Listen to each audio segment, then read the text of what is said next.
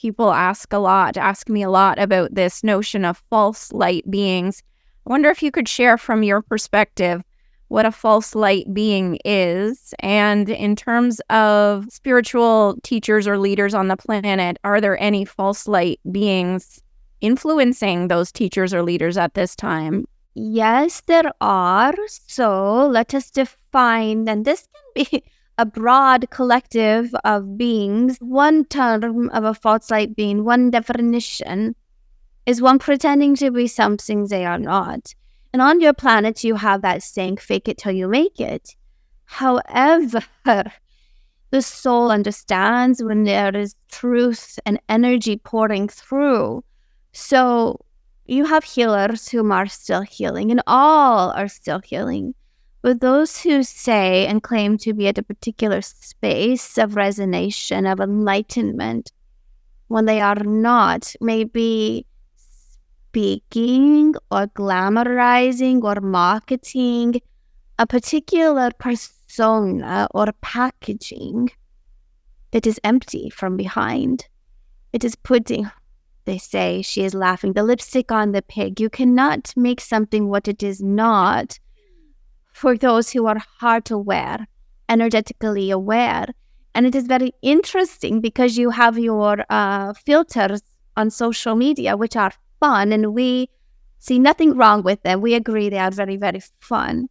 And sometimes the filters can show the physical eye what the soul is feeling.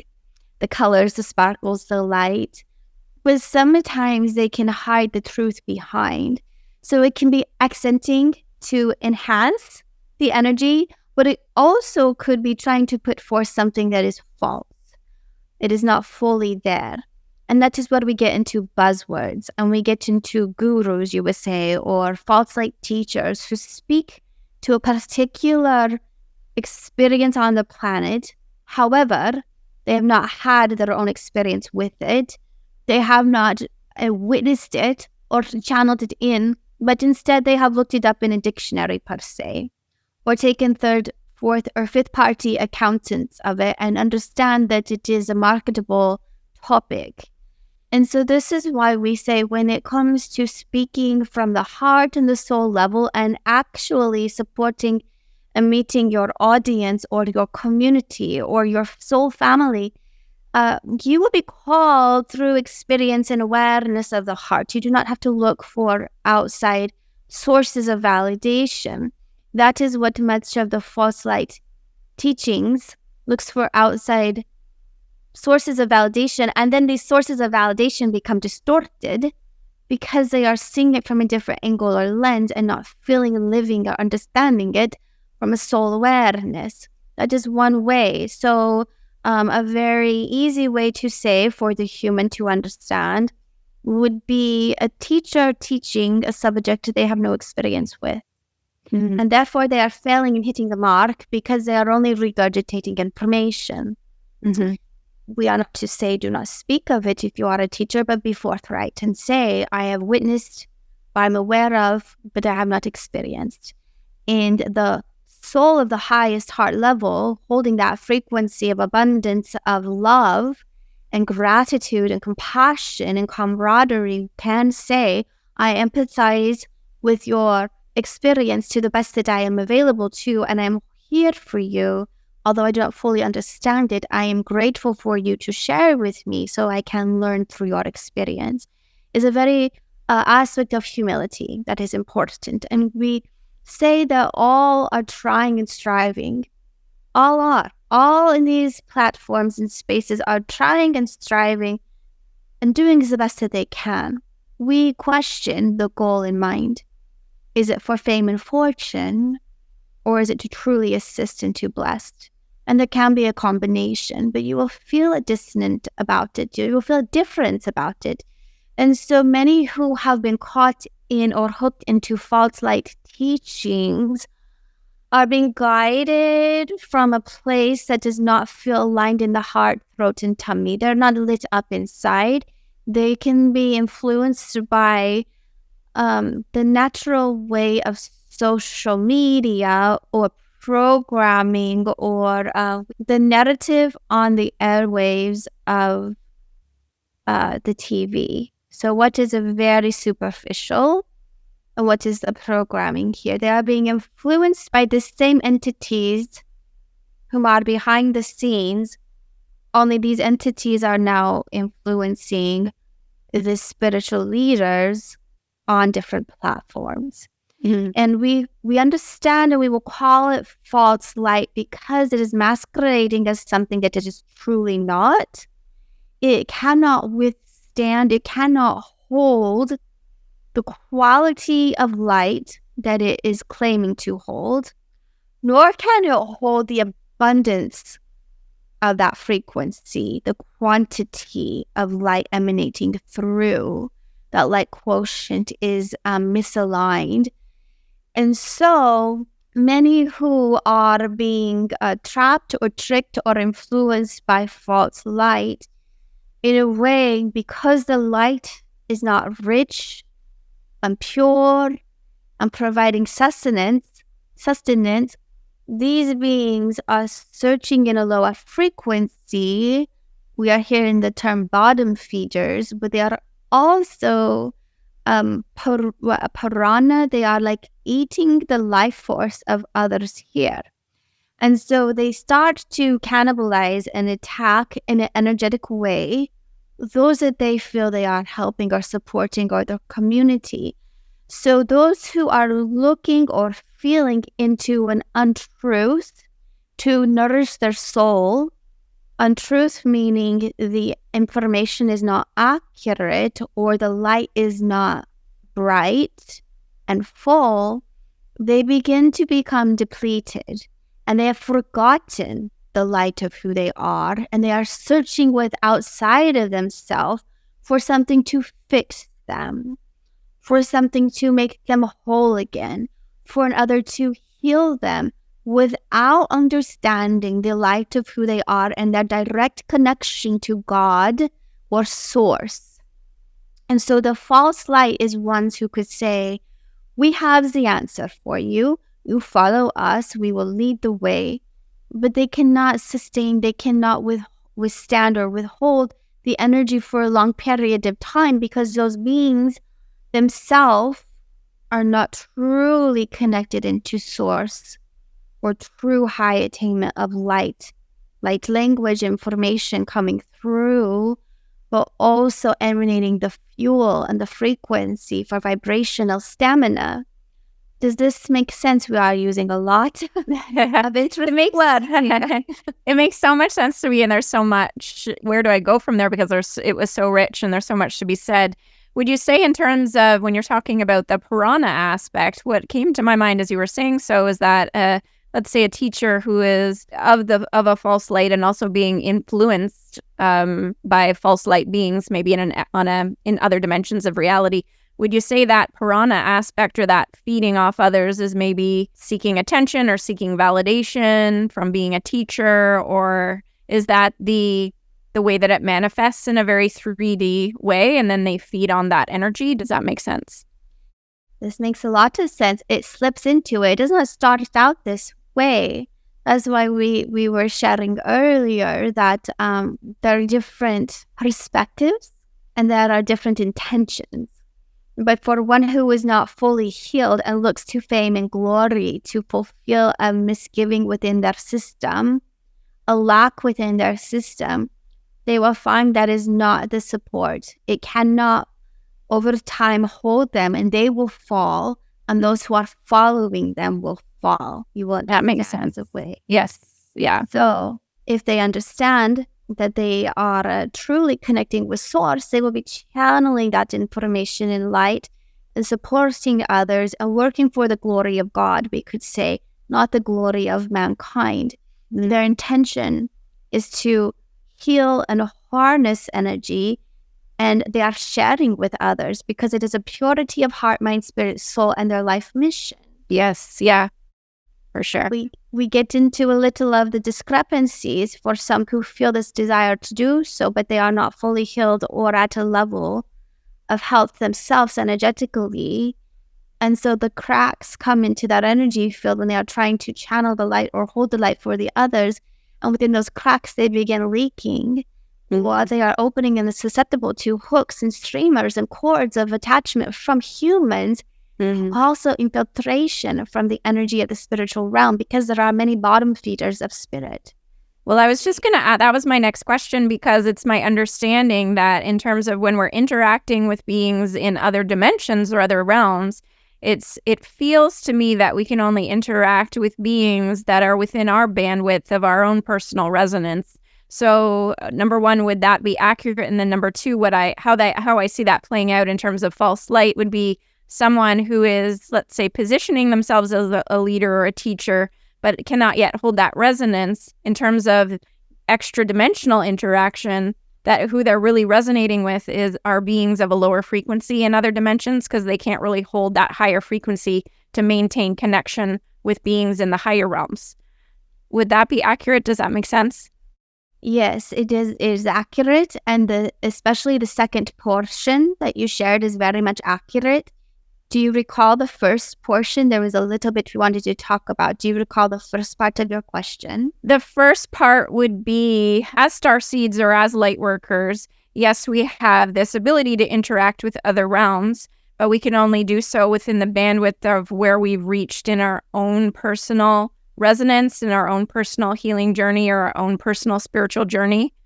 Yes, however, when you are working in group audiences or one-on-one with others who are open to a particular frequency and they are interacting with a different vibration, higher or lower, dissonant or resonant, you are now opening to the exchange in a way you could be susceptible. It depends on your boundaries and your gatekeeping work of your guides here.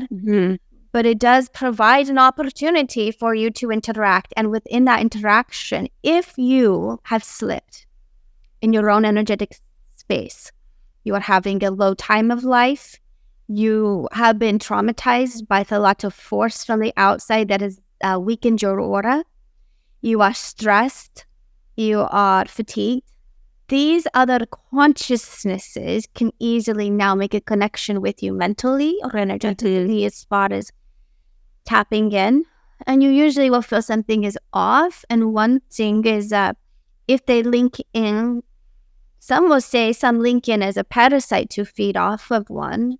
True. However, they may say, oh, we see this one who has a lot of influence, who can speak to masses or even groups of strong light. We're going to come in on that stream of consciousness and sneak in, because they are lacking in awareness and wherewithal, because they are exhausted. And so it doesn't always have to come in as a message, but those who are sensitive will feel something is off. And this is why it is important to always, as a channel and a light being who is in this realm working as holding space as a teacher, to have a strong support system of conscious, empathic, compassionate, light warrior friends around to say, oh, we see you are in need. There is something trying to come in through this opportunity. There is no judgment. This is not to say anything about the particular channel. It is just that they need rest, recovery, and self-care, or they will be wearing themselves down for an energy that is not at their level or their station to hold around. They will stay around in the energetic field. Now, they may not always come through with information or influence, but it still is off-putting for a sensitive individual to say something is around that feels not truthfully in alignment with that channel or this teacher or this being.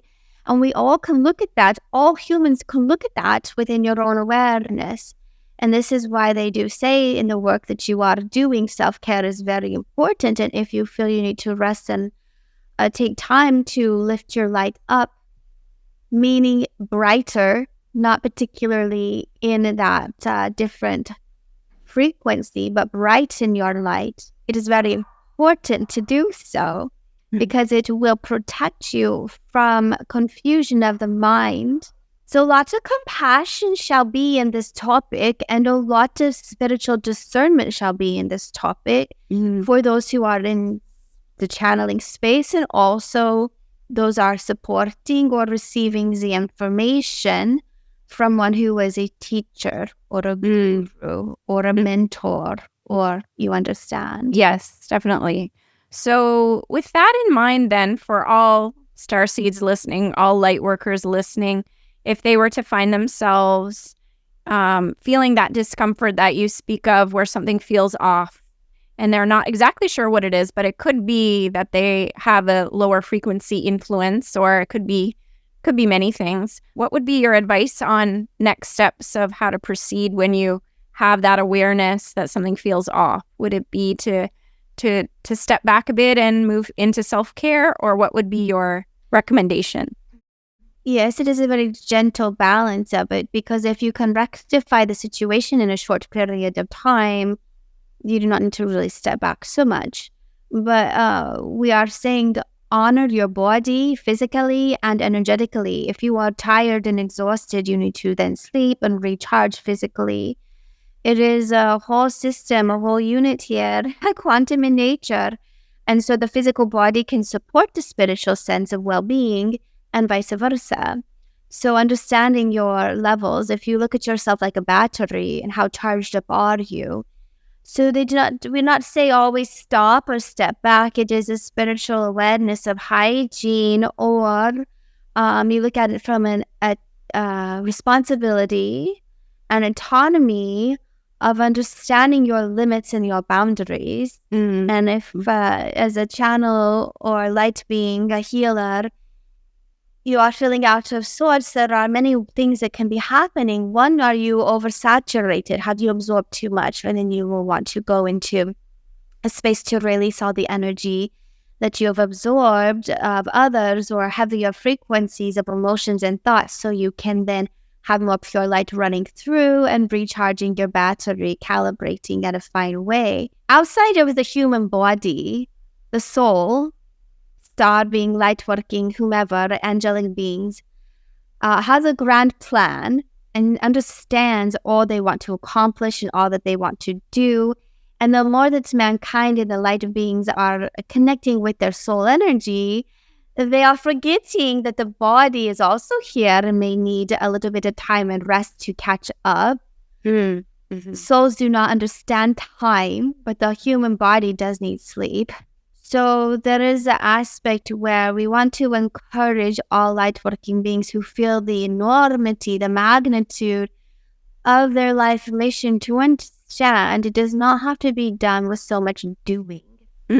That's such a good point. Yes, because it's more of what Sarai often says, and maybe this is also Sarai coming through in a sense, but that it's more about the emanation of the energy rather than the actions and the accomplishments. And yeah, absolutely, so good. Okay. Yes, indeed. How many tasks can you do with more energy shared? Yes. You see, less tasks, more energy shared supports all, and spirit will help bring opportunities to you, and the actual emanation of your light is attracting those who would benefit. That's brilliant. So let me just ask one final question then, because I feel like what you were just talking about when you were talking about the physiology or the physical body, let me just speak from personal experience. I know that when I'm channeling, every day is different, but there are certainly days where after I've had a channeling session, my physical body feels very depleted. And I know other light workers, healers who have that experience. I've also heard opposing opinions to that, where people say, no, you should feel charged up and you shouldn't feel depleted. I wonder if you could speak to that in terms of how the physical body processes the channeling or the healing experiences. And does the body have additional needs when we're doing this kind of energetic work that are above and beyond what we would need if we weren't doing the work? Can you speak to that? Yes, there is much to share. It will be different for each channel in each channeling session. What can support you are your minerals, your vitamins and minerals, electrolytes, for the energy of the physical body. So you may feel tired or fatigued afterwards if you have expanded your aura and you are expensing more light.